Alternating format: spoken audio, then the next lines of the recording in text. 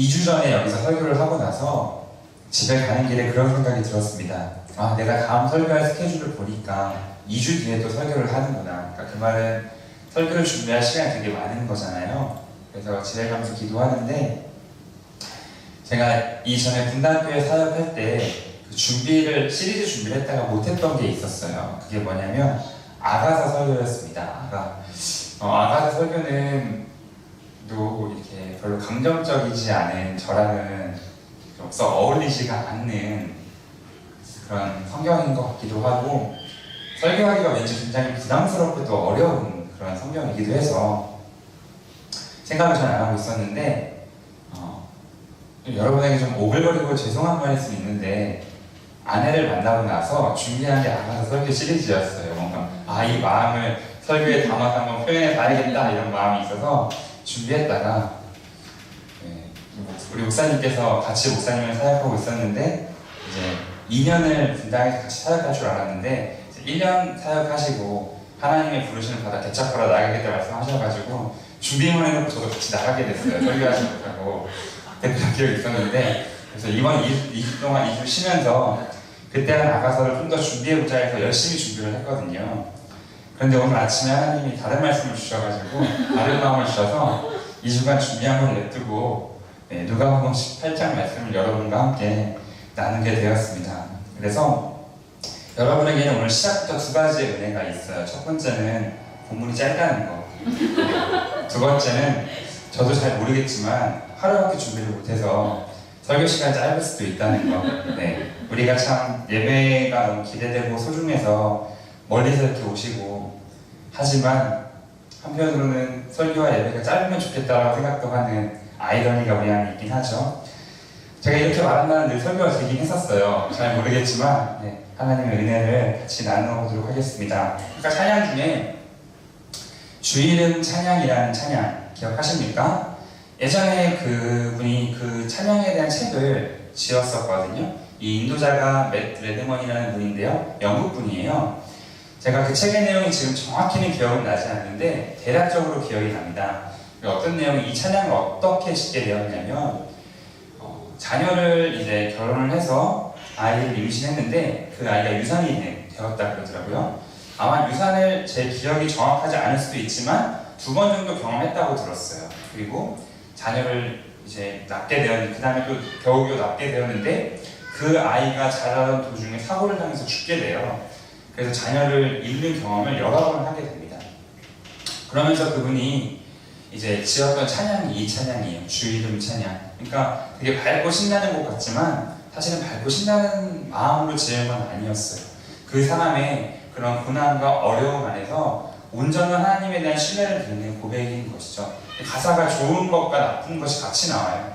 내가 좋은 시절 하나님을 찬양 인도자로, 그분이 예배 인도자로 엄청 유명한 분이거든요. 그런 모든 좋은 시절에 주님을 찬양했지만 지금 자녀를 잃어서 어두운 날이 다가온 이때에도 나는 주님을 찬양합니다 라고 하는 고백이거든요. 브릿지 부분 가사가 지금 조금 바뀌었는데 원래는 이 가사였어요. 맨 처음 한국에서 부를 때 주님은 주시고 주님은 취하신다, 지금은 찾으신다라는 가사로 좀 이렇게 번역을 바꿨는데요. 주님이 이제 그 자녀에 대한 내용이에요. 주님이 자녀를 주셨고 다시 주님이 취하러 가셨다. 그때 내 마음에 하는 말은 주님을 사랑합니다, 주님을 찬양합니다. 이런 그분의 고백이 거기에 담긴 거거든요. 그 신앙이 참 놀랍습니다. 제가 감히 이르지 못한 그 경지의 그 신앙이 참 놀라운데, 여러분의 인생에 만약에 이렇게 어려운 일이 닥치게 되었을 때 여러분 어떠시겠습니까? 그래도 나는 주님을 기쁘게 찬양합니다, 주 이름 찬양 생각니까 할 수 있으시겠습니까? 여러분 물론 그러실 수 있는 분이시지만 한편으로 매우 어려울 수가 있습니다. 조금 다른 어려움을 우리의 신앙의 이야기 가운데 해볼까요? 우리는 기도하잖아요, 그렇죠? 여러분, 우리가 매주마다 기도합니다. 매주마다 기도하면 기도가 응답될 것 같지만 응답이 잘 안 되는 경우가 많아요. 북한을 위한 기도 계속 기도했지만 응답이 잘 안 되죠. 그런데 감사한 것은 모르겠어요. 여러분 저만 이게 믿음이 없어서 그런지 모르겠는데 분명히 지난주에 통일을 위해 기도했거든요. 근데 통일이 아직 안 됐어요. 근데 제 마음에 막 낙심이 이렇게 생기지는 않아요.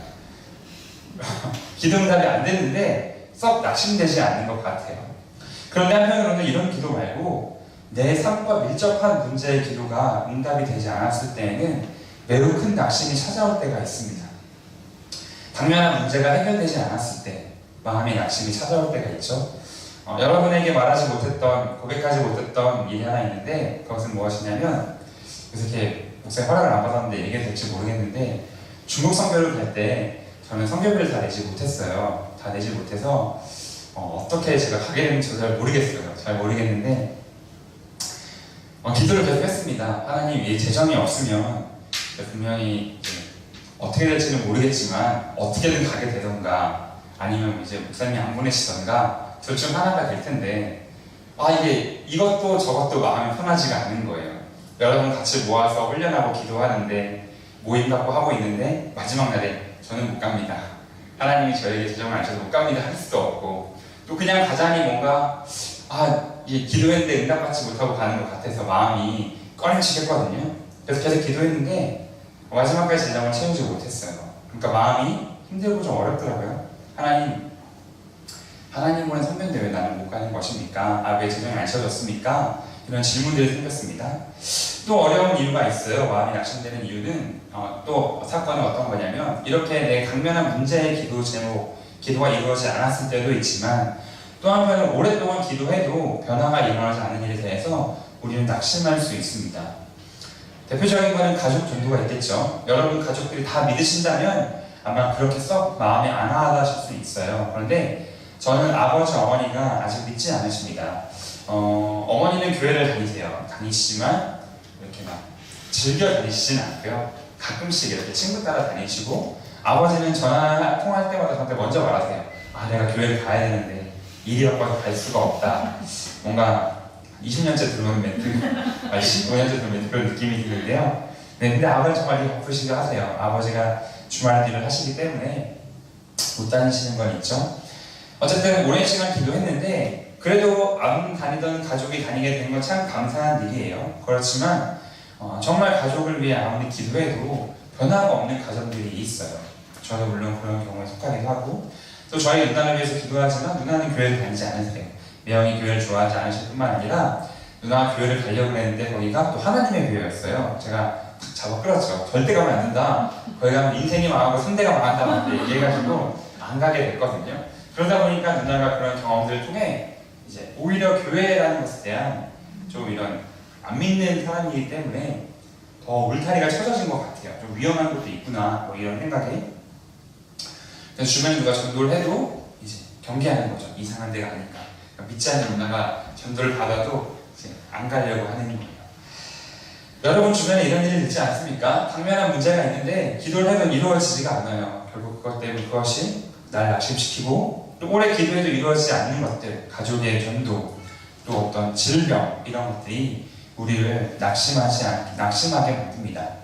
그런데 예수님께서 오늘 18장 1절 말씀에 보면 항상 기도하고 낙심하지 말아야 할 것을 말씀해 주셨어요. 물론 비유를 말씀하셨죠.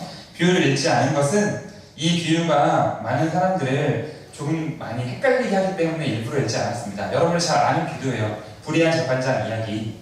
한 가부가 있는데 억울한 일을 당했어요. 그래서 불의한 재판장이 가가지고 맨날 매달리는 거죠. 나 진짜 억울하다. 진짜 억울하다. 맨날 가는 거예요. 이 재판장이 너무 불의해가지고 억울함을 신경 쓰지도 않아요. 그런데 귀찮으니까 그걸 들어주게 되는 거예요. 우리 주변에 어떤 거지가 있다고 봅시다. 그분이 여러분 지나가는데 10,000원을 달라고 해요. 주시겠습니까? 고개를 끄덕이시면 이게 설교 방향이 좀 달라지는데, 네, 여러분 안 줄 줄 알았어요. 죄송합니다.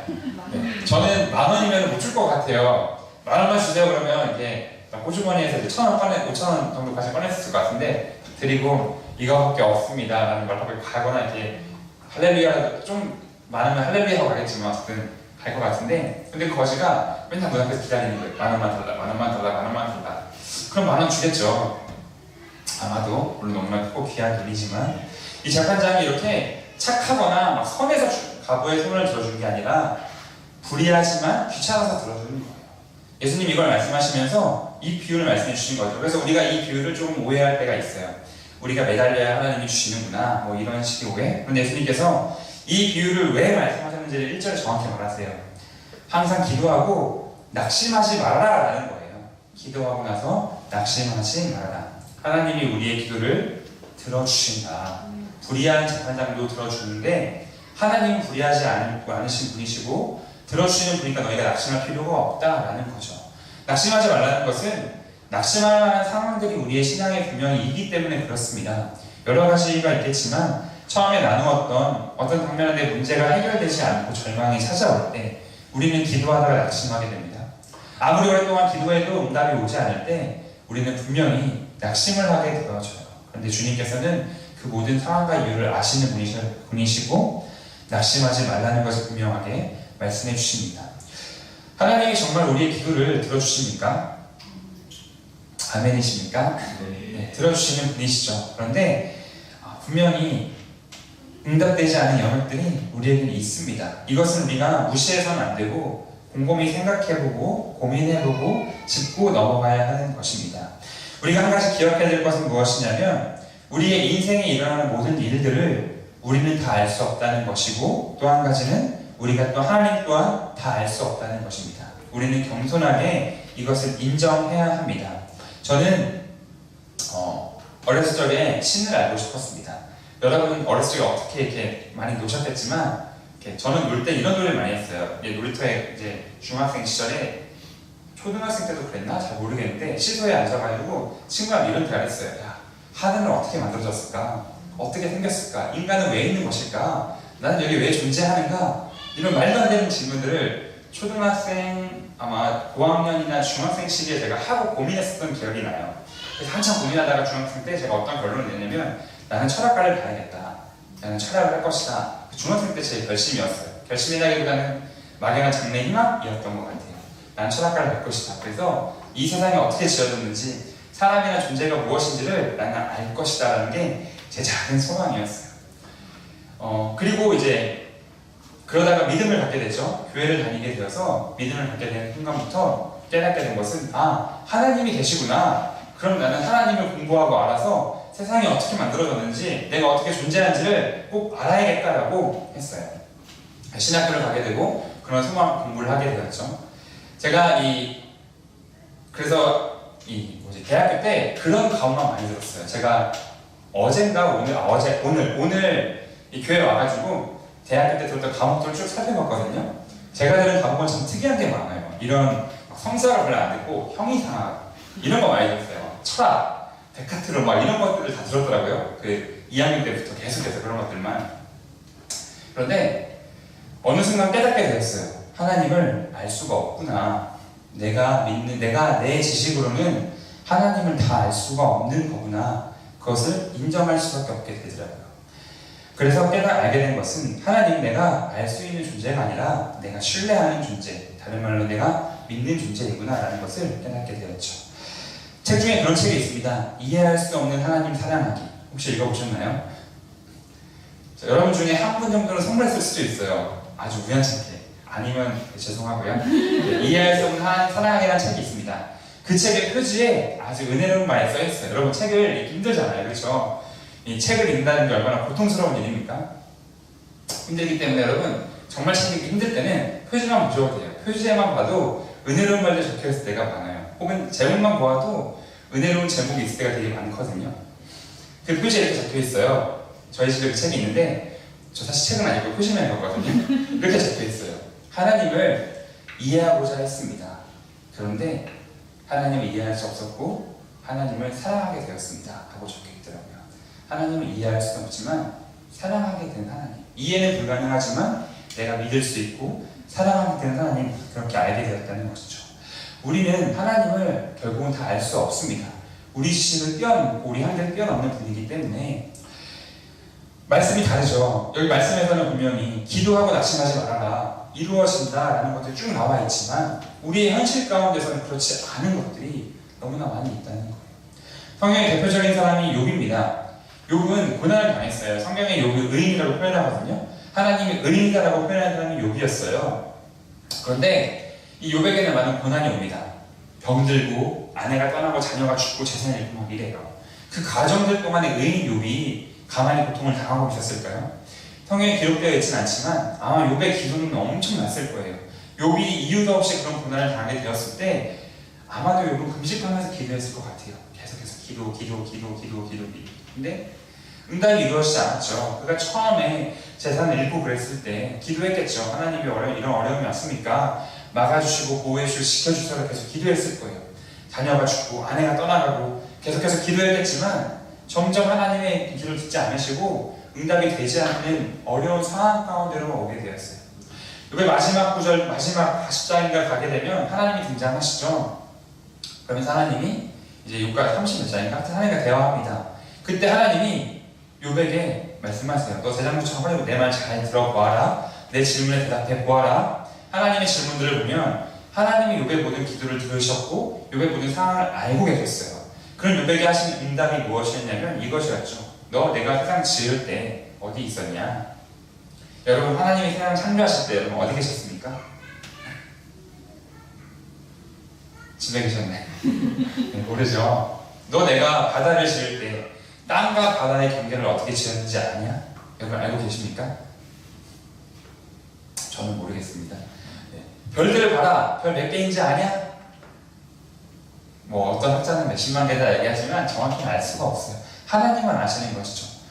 하나님이 욥에게 하셨던 것은 무엇이었냐면 욥의 기도가 응답되었지 않고 욥에게 불행만 오게 되었을 때 하나님 욥에게 주셨던 응답은 너가 다 알지 못하는 하나님이 있다는 것이었어요. 너의 지식과 너의 이해를 뛰어넘은 하나님, 너는 겸손하게 그것을 인정해야 된다는 걸 알려주셨죠. 욥이 그러자 회개하고 하나님께 다시 나아오게 되는 모습을 볼 수 있습니다. 우리가 인정해야 될 건 무엇이냐면 하나님은 다 알 수 없다는 것. 물론 하나님을 알기 위해 노력하고 기도하고 말씀을 연구해야겠지만 하나님을 다 알 수 없고 하나님을 신뢰하고 믿어야 되는 분이라는 것을 우리는 인정을 해야 됩니다. 그러면 우리의 삶 가운데 이제 말씀과 현실이 동떨어지고 달라졌을 때 우리는 겸손하게 이것을 인정하고 하나님 말씀을 붙잡을 것인가, 아니면 이것을 인정하지 않고 그저 세상을 따라갈 것인가, 혼란스러울 것인가, 우리는 결정을 해야 된다는 것이죠. 여러분 삶 가운데 분명히 이런 시간들이 있습니다. 문제가 해결되어지지 않고 기도가 응답되어지지 않고 오랫동안 기도해도 해결되어지지 않은 문제들이 여러분의 삶 가운데 분명히 있을 수 있어요. 여러분 주변의 사람들에게 이런 일이 있을 수 있습니다. 그럼에도 불구하고 우리는 그 일들이 반드시 응답이 되어진다는 것을 말씀을 붙잡는 자라고 한다면 믿을 수 있고 낙심하지 않을 수 있다는 것이죠. 비록 내 주위에 보이는 내 눈에 보이는 삶의 현실들을 달다 할지라도 우리는 나의 부족함과 연약함을 인정하고 하나님 말씀이 진리이고 하나님 말씀을 붙잡는다면 우리는 이 예수님 말씀처럼 낙심하지 않고 기도할 수 있는 것입니다. 많은 신앙의 선조들이 하나님을 버린 모습이 이 구약 성경에 나오죠. 구약 성경은 이제 그 역사서의 모든 부분들이 실패의 역사다라고 이렇게 평가가 되어지는데요. 그 백성들이 하나님을 버렸을 때 결국 쉽게 버린 것은 아니었습니다. 우리는 성경을 이렇게 그냥 이야기처럼 쉽게 읽으니까 단순해 보이지만 우리가 거기에 성경 안으로 들어가서 한 사람 한 사람의 실제 인물들이 되었다고 생각해보면 그들이 결코 하나님 버리는 과정들이 쉽지 않았다는 것을 알 수가 있어요. 이스라엘 백성들이 출애굽한 뒤에 하나님을 불평했어요. 그렇죠? 불평을 했는데 저는 그 이스라엘 백성 너무 이해가 가요. 제가 거기에 있어서 저도 불평했을 것 같아요. 만나가 내렸어요.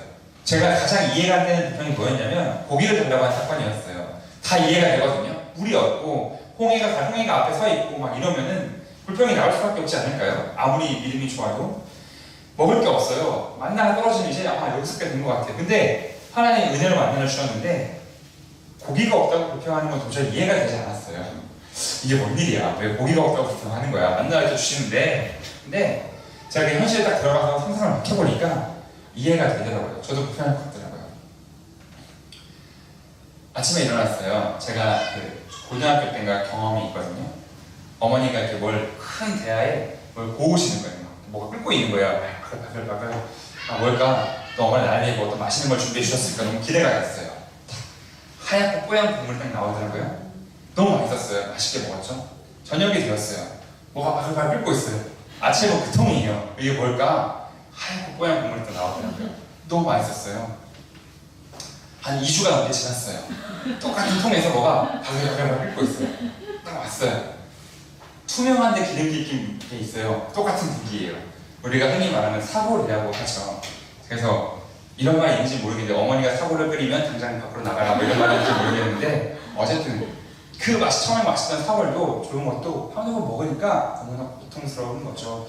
근데 단순히 이런 문제만은 아닙니다. 여러분, 사람은 먹고 사는 것만으로는 만족하고 행복할 수 없는 존재예요. 컨벤션을 제가 가서 컨벤션에서 가난에 대한 이야기를 들을 때 거기서 가난을 이렇게 정의하더라고요. 여러 가난들이 있다. 못 먹는 가난도 가난이다. 그런데 이 사회 정서적 가난이 있다 그래요. 내가 이 사회 공동체 안에 살고 있을 때, 이 사회를 살고 있을 때 다른 사람에 비해서 상대적으로 가난하게 되면 그 사람은 가난 때문에 불행에 빠지게 된다는 거예요.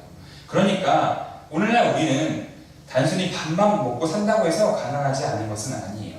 일반적인 사람들이 어떻게 보면 영화를 보고 휴가를 가고 그렇게 할 때 어떤 한 아이가 있는데 이 아이가 밥은 잘 먹는데 가난해서 휴가도 못 가고 여행도 못 가면 이 아이는 불행한 삶을 살고 있는 거예요. 컨벤션이 이렇게 얘기해 주더라고요. 저는 그 말에 굉장히 동의를 했어요. 사실 이 시대는 물론 못 먹는 사람이 아주 조금씩 있어요. 어디나 분명히 있긴 하지만 이 시대를 사는 사람, 이 시대의 가난을 정의할 때 못 먹는 것만으로 가난을 정의한다는 것은 조금 잘못된 정의가 아닐까 생각해 보게 됩니다. 컨벤션 얘기한 것처럼 사회 정서적으로 마땅히 평균적으로 누려야 될 것들을 거의 누리지 못한다면, 그런 정서적인 활동들을 누리지 못한다면 그 아이는 분명 그 사람은 가난에 있는 것이겠죠. 이 사람들은 애국에 있을 때 노예로 힘든 삶을 살았지만 이들의 고백을 들어보니까 만나면 먹던 삶을 살던 건 아니었던 것 같아요. 고기도 아주 가끔 먹었을 수도 있고요. 먹었을 것이고, 파도 먹었을 거고, 일단 파달라 그러죠. 파 먹었다 그러죠. 파도 먹었을 것이고, 야채도 먹고, 과일도 먹었겠죠. 그런 삶을 살다가 하나님 말씀이 들려가지고 내가 너희 맛있는 대로 인도해 줄게, 너희 좋은 대로 인도해 줄게, 잘 먹고 잘 살게 될 걸 봤더니 주구장창 만나 먹게 되는 거예요. 이들이 경험하는 건 단순히 만나가 질렸다, 뭐 좋다 이게 아니라 그들은 하나님 약속의 말씀을 따라왔는데 극심한 가난에 빠진 거죠. 상대적인 그 가난에. 이전에 훨씬 더 잘 살았던 것 같은 거죠. 그렇게 하루 이틀, 3일, 4일, 5일, 한 달, 두 달, 세 달 불평이 나올 수밖에 없는 상황이 된 것입니다. 하지만 성경은 그 불평에 대해서 아주 하나님 맹렬한 진노를 일으켰다라고 표현하고 있죠. 저는 그런데 그들의 인정이 돼요. 제가 믿음이 연약해서 그런지 모르지만 그들의 인정이 되어지고 결국 그들이 쉽게 하나님 버린 것이 아니었구나 라는 생각을 하게 됩니다. 이스라엘 백성들이 귀환도 마찬가지예요. 백성들이 귀환하고 나서 막 이제 학계에서 그러죠. 너희가 하나님 성전이 이렇게 초라하게 있는데 없는데 너희는 한벽한 집에 사는 게 옳은 것인가? 귀한 백성들을 꾸짖어요. 그런데 그 귀한 백성들도 다 이해가 되었죠. 첫 번째 귀환할 때 몇 명이었죠? 저도 잘 모릅니다. 4만 몇천 명인가? 아마 그럴 거예요. 거의 3, 4만 명쯤 돼요. 첫 번째 귀환할 때. 첫 번째 귀환할 때는요, 에스더 사건 전이에요. 페르시아에서 유대인들이 핍박받고 엄청 고통스러운 상황이었어요. 그럴 때 우리 에스더서 아시죠, 여러분? 그 페르시아인들 때문에 유대인들이 죽임을 당하는 그런 시대였어요. 에스더 시대. 그러니까 첫 번째 귀환할 때는 4, 5만 명이 종들 빼고 유대인 남자만이라고도 하는데 어쨌든 엄청나게 많은 수가 귀환을 했어요.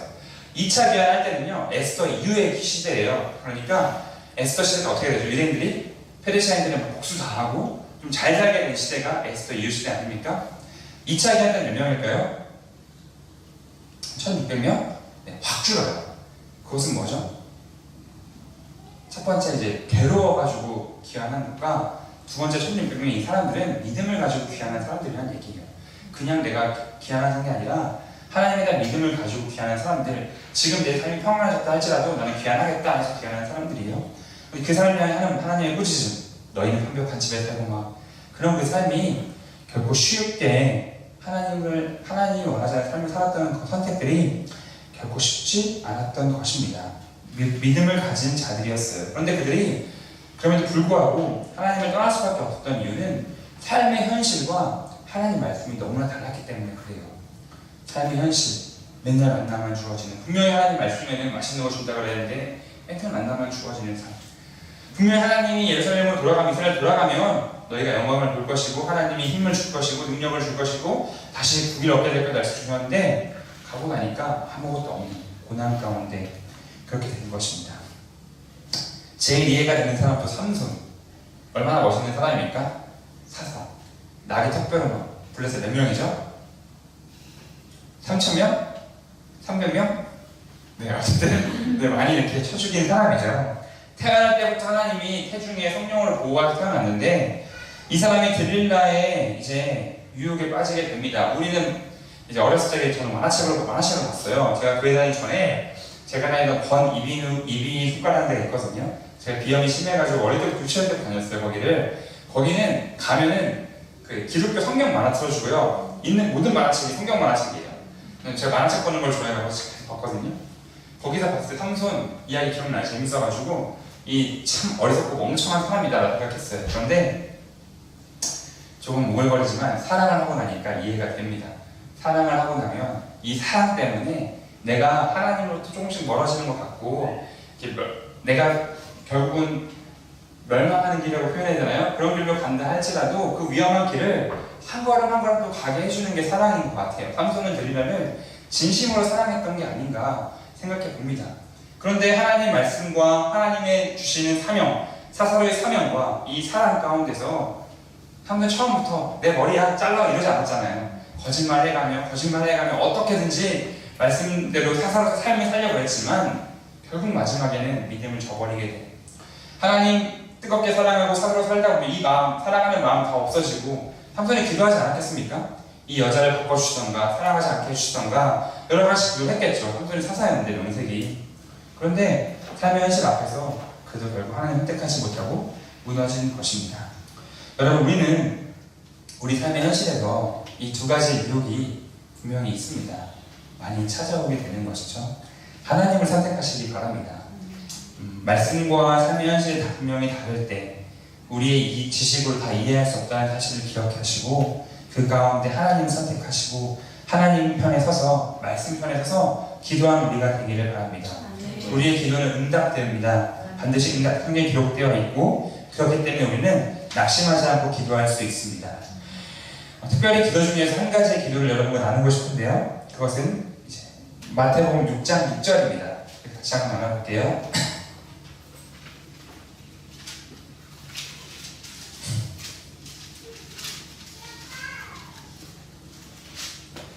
마태복음 6장 6절 같이 한번 읽어보겠습니다. 너는 기도할 때 내 골방에 들어가 문을 닫고 은밀한 중에 계신 내 아버지께 기도하라. 은밀한 중에 보시는 내 아버지께서 갚으시리라. 아멘. 은밀한 기도, 하나님이 원하시고 찾으시고 또 들으시는 기도, 은밀한 기도가 얼마나 중요한 것인가 여러분과 나눠보고자 합니다. 오늘 하은이가 레슨을 받았어요. 보통 이제 그 선생님들 레벨이라고 해야 되나요? 그게 있거든요. 하은이가 받는 레벨의 선생님이 있고 또 아내가 이제 전문 연주자잖아요. 그런 아내도 레슨을 해주는 선생님이 있어요. 그런 선생님이라고 하면 이제 나이가 지극히 많으시고 이제 대학의 교수는 이미 다 하고 나오신 그런 분들에게 레슨을 받는 거예요. 근데 하은이가 이제 이 아내 선생님에게 레슨을 받는 날이었어요. 오늘요. 지금 하은이의 14년 인생 중에 딱 2번 있는 일인데 받으러갔거든요. 레슨 갔다 와서 어떤 걸 배웠냐 물어보니까 몇 가지 얘기 쭉 해줬는데 이런 말 하더라고요. 선생님이 레슨 하루에 연습 몇 시간 하냐 물어봤대요. 그래서 하은이가 이렇게 저한테 저 눈치를 보고 이러는 거예요. 3시간 한다 그랬다 이러는 거예요. 왜냐면 3시간 하지 않기 때문에 눈치를 보면서 그렇게 얘기했거든요. 하은이가 정말 많이 하는 날 3시간 정도 해요. 많이 하는 날은. 그래서 선생님이 그랬다는 거예요. 3시간은 자기가 들어본 적도 없대요. 3시간은 딱 현상 유지다라는 거예요. 현상 유지. 실력이 떨어지지 않게끔 하는 게 3시간이다. 보통 우리가 생각하는 인류 연주자들의 중학생 때 연습 시간이 약 12시간이라고 해요. 제가 예전에 그 조성진 이 사람 이야기를 본 적이 있거든요. 조성진 이분이 이렇게 얘기하더라고요. 자기의 연습 시간이 자기가 막 세진 않는데 보통 연습을 하면은 잘은 몰라도 10시간 이하로 연습해본 적은 없대요. 항상 10시간 이상. 이 조성진은 세계에서 가장 인정받는 피아니스트가 아니겠습니까? 물론 하나는 뭐 인류 바이너스를 키우고 싶은 건 아니에요. 선생님이 그랬다는 거지. 그러면서 선생님이 이렇게 얘기했대요. 12시간이 힘들면 5시간은 꼭 해야 된다. 무조건. 그래야 실력이 조금 성장하고 3시간 하면 제자리다 라고 하는 거죠. 사실 저는 그렇게 많이 막 시키고 싶진 않거든요. 근데 어쨌든 이게 또 한이 알아서 하겠지만 그때 그런 생각이 들었어요. 우리가 하는 기도가 통성 기도를 무시하는 건 아니지만 우리가 익숙하게 하는 교회에서 통성 기도가 3시간 연습이라고 하면, 다시 말하면 우리의 신앙을 유지시켜준다고 하면 골방에서의 기도, 은밀한 기도야말로 우리의 신앙을 성장시켜주는 것이구나 라는 것을 생각해보게 되었습니다. 제가 중3 때 주님을 만났거든요. 주님을 알게 되었어요. 이제 중2 때 이제 수련을 처음 갔는데 그때 너무 공포스러워가지고 기도를 할 수가 없었어요. 방언을 거기서 처음 접해봤거든요. 제 14년 인생에 한 번도 교회 나가본 적이 없다가 어렸을 때 여름고등학교 때 선물받아 갔다가 처음으로 수련회를 간 거예요. 갔는데 갑자기 기도를 한다고 하더니만 막 벨라레 막 그러는 거예요. 제가 그때 얼마나 큰 충격을 받았냐면 여기 다시 오면 안 되겠다. 여기가 말로만 했던 사인인가 보다. 진짜 위험하다. 그렇게 했었어요. 그런데 이제 또 어쩌다 보니 또 가게 됐네요. 하나님의 은혜로. 그래서 그러다가 이제 1년 뒤에 중3 때 이제 하나님의 은혜를 수련을 깊이 체험하게 되었습니다. 그러면 하나님을 사랑하게 됐죠. 하나님을 알게 됐죠. 근데 신앙이 성장하진 않아요. 제 기억에. 그냥 그대로였던 것 같아요. 그러다가 성장하는 곡선이 있어요. 언제죠? 수련회입니다. 수련회. 신앙이 그대로 가서 수련회 한번 갔다 오면 막 성장했다가 한 90% 줄었다가 다시 그대로 가서 수련회 하면 막 성장했다가 줄었다가. 공감하십니까? 라고 웃으시는 거 보니까 그랬던 것 같아요. 그래서 깨달았죠. 신앙생활은 그냥 하는 거고 신앙 성장은 수련회구나. 그래서 수련회를 가야 되는구나. 이렇게 생각을 하게 되었어요. 신학교에 입학하게 되었습니다. 그렇게 신학교에 입학을 하게 되었는데 신학교에 가니까 사람들이 너무 기도를 열심히 하는 거예요. 동기들이 너무 잘하는 거예요. 제가 주눅 들었어요. 어떤 한 목사님 표현을 빌리면 제가 눌렸어요. 이렇게 막 눌려가지고 완전히 너무 대단한 애들이라 내가 범접할 수 없는 애들 싶었어요. 첫 번째 MT를 갔거든요. 대학 1학년 때 MT를 갔거든요. 저는 안 갔어요. 저는 안 갔는데 MT를 갔는데 그때 갔다 온 얘기를 들으니까 저녁 7시인가 집회를 시작해서 1시에 끝났대요. 기도가.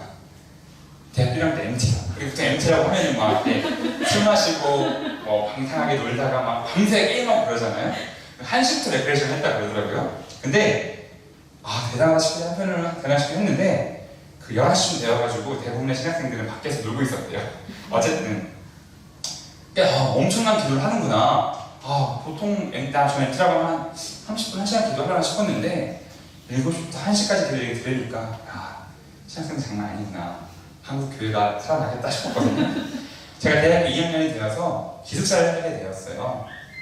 살게 되었는데 기숙사의 장점이자 단점은 뭐냐면 지하에 기도실에 1인 기도실이 있다, 개인 기도실이 있다는 거예요. 장점은 기도하러 가기 좋기 때문에 좋고요. 단점은 기도하는 건 뭔가 찔리기 때문에 안 좋은 것 같아요. 어쨌든 근데 제가 결심을 했죠. 하루에 1시간씩은 기도하자. 내가 이제 그 전까지는 하루에 10분도 기도 못했으니까 1시간을 결단해보겠다. 이런 결단하면은 저는 그런 고민을 되게 많이 해요. 그런데 어렸을 때 기도하는 시간에 말씀 읽는 거 포함해야 되나 빼야 되나? 중간에 화장실 가게 되면 그걸 쳐야 되나 말아야 되나? 이런 막 고민 되게 많이 하거든요. 어쨌든 기도실에 갔는데 그때부터 기도실을 거의 매일 가기 시작했는데요. 기도실이 거의 비어있어요. 개인 기도실. 그 신학생들 200명이 넘는 사람들 중에서 거의 300명 되는 사람들 중에서 기숙사 사는 기도실 가겠죠. 신학생들이 대략 한 80명 정도가 기숙사에 있어요. 그런데 기도실에 가면 만나는 사람들은 10명 이내예요. 10명 이내. 저도 안 가봐서 몰랐죠. 그 전까지는. 가기 시작하니까 알게 되는 거예요.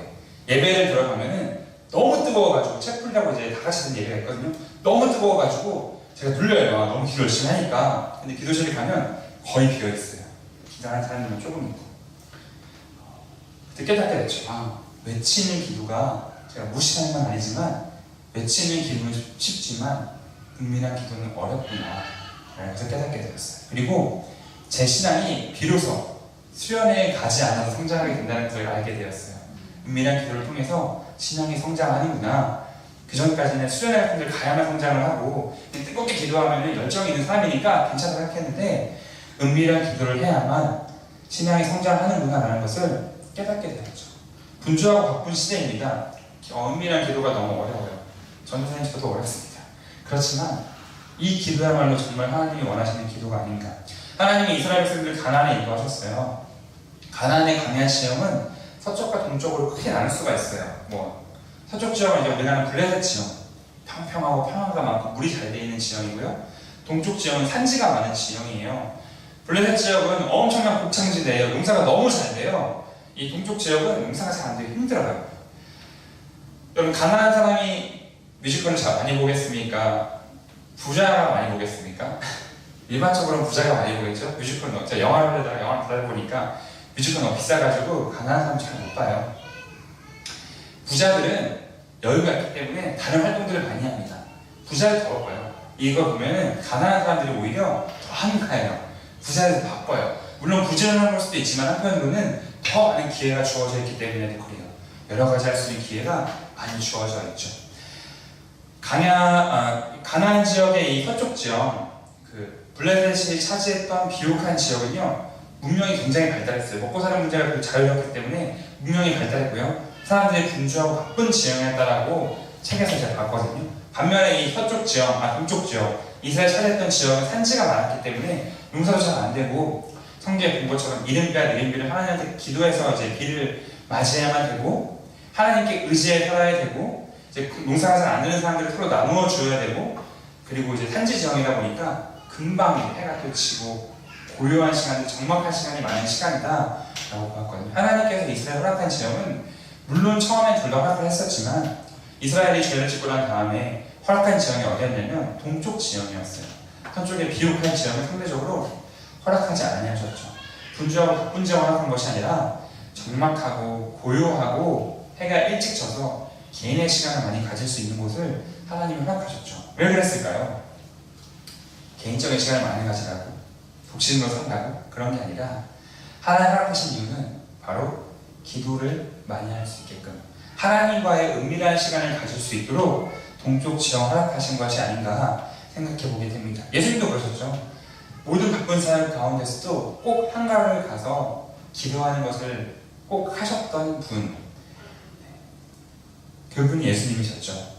은밀한 기도, 그것이 하나님께서 우리에게 원하시는 것, 우리에게 바라시고 요구하시는 것, 은밀한 기도를 찾으시고 은밀한 기도 가운데 응답하시는 분, 그분이 하나님이시다는 것이죠.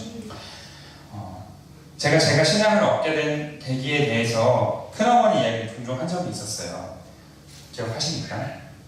큰어머니가 저희 집에 시집 왔는데 이게 웬 날벼락인가 시어머니가 무당이신 거예요. 무당이셔가지고 이렇게 집에 산당이 있어요. 집이 굉장히 부자셨거든요. 연못도 있고 집도 있고 산당도 그런 집이었어요. 큰어머니가 신앙을 가졌기 때문에 엄청나게 핍박을 당하셨어요. 관계가 어떻게 되지? 고모면 큰어머니랑 하여튼 더 어린 이 고모한테 뺨도 맞으시고 막 그런 일들이 있었어요. 쫓겨나고 막 매맞고 막 이런 일들이 지금 현 시대는 말도 안 돼. 옛날 시대에는 그런 일들이 있었던 것 같아요. 그런 일들이 막 당하셨어요. 큰어머니가 저도 몰랐는데 기도했던 기도 제목들 중 한 가지가 무엇이었냐면 우리 이 무당의 영이 흐르는 김씨의 가정에 하나님 믿는 사람이 나오게 해주세요 라고 했죠. 그래서 제가 하나님 믿게 되었고 이제 올해 저희 매형이 저희 누나 매형 말고 사촌 매형이 이제 장로장님 받으시고 이게 끝인 줄 알았고 그게 아니에요. 저는 이제 큰어머니한테 제가 이제 목회자가 저한테 그러셨거든요. 이제 이 가문의 기도 너가 책임져라 그러셨어요. 제가 네 알겠습니다라고 멋지게 대답해놓고는 책임지지 못하고 있었어요. 제가 친척들에 대해서 막 기도를 많이 못했거든요. 근데 얼마 전에 큰어머니랑 만나 얘기하는데 큰어머니가 그러시더라고요. 자기는 계속 기도하고 있대요. 이 가정을 위해서. 그런데 저희 이제 작은아버지가 하나님 믿기 시작하셨어요. 작은아버지 가정은 하나님 믿을 만한 이유가 거의 없으시거든요. 물론 뭐 이유가 있는 사람이 있겠냐면 아파트가 대박이 나셔가지고 집도들이 부유해지셨고요. 자녀들도 좋은 직장을 얻었고 뭐 다 물론 그 집이 채식주의라는 게 조금 문제긴 하지만 어쨌든 그렇긴 하지만 하나님을 믿게 되는 거예요. 사실 제가 전도하지 못했거든요. 너무 죄송하게도 큰어머니가 전도한 것도 아니었어요. 큰어머니가 계속 기도는 하고 계셨더라고요. 저도 모르게 사람도 모르게 은밀한 곳에서 하나님께 기도하고 계셨다는 거예요. 그랬더니 그 기도가 응답이 되었던 것입니다. 우리의 기도는 응답됩니다. 우리의 은밀한 기도는 더 응답된다고 믿습니다. 하나님이 낙심하지 말라고 말씀하세요. 여러분의 기도 하나하나가 하나님이 듣고 계시고 반드시 응답하실 것입니다. 기도에 대한 멋진 멘트를 하나 하고 여러분 설교를 마무리하려고 합니다. 유진 피터슨의 묵시 현실을 새롭게 하는 영성인가? 라는 책에 보면은 첫 번째 페이지에 나와 있어요. 제가 또 이제 3분의 1페이지 넘어가면 잘 못 읽기 때문에 첫 번째 페이지가 되게 중요하거든요. 첫 번째 페이지에 딱 그거 한 줄만 써 있어요. 기도는 역전된 내성이다 라는 말이 있어요. 처음에 이거 그냥 이게 뭔가 싶었거든요. 근데 이제 비가 많이 오면 번개가 꽝 치잖아요. 번개가 너무 심하게 칠 때는 자다가 깨요. 자다가 깨가지고 다 깨요. 저도 깨고 아내도 깨고 하은이도 깨고 하윤이는 자는 것 같은데 어쨌든 다 깨요. 너무 이게 꽝 하고 너무 커가지고 아무리 깊게 잠들어도 깨게 되는 거예요. 그래서 듣게 되는 거죠. 계속해서 울리는 그 소리를. 기도는 역전된 내성이라 그래요. 통성 기도뿐만 아니라 우리가 올려드리는 기도가 하늘에서는 내성처럼 울린다 그래요. 역전된 반대로 하늘에 꽝꽝 친다는 거예요. 하나님이 잘 주무시는 분도 아니시지만 설령 주무신다 하실지라도 깰 수밖에 없는 것이 우리의 기도예요. 역전된 내성처럼 매번 꽝꽝 울리니까 우리가 하는 기도가 어떻게 안 이루어질 수가 있겠습니까? 그 귀찮아가지고 불의한 자편도 들어줬는데 매번 우리의 기도가 하늘에서 꽝꽝 울리는데 하나님이 어떻게 우리의 기도에 응답을 안 하실 수가 있겠습니까? 하실 수밖에 없겠죠. 낙심하지 말고 기도하고 응답을 바라는 우리가 되기를 바랍니다.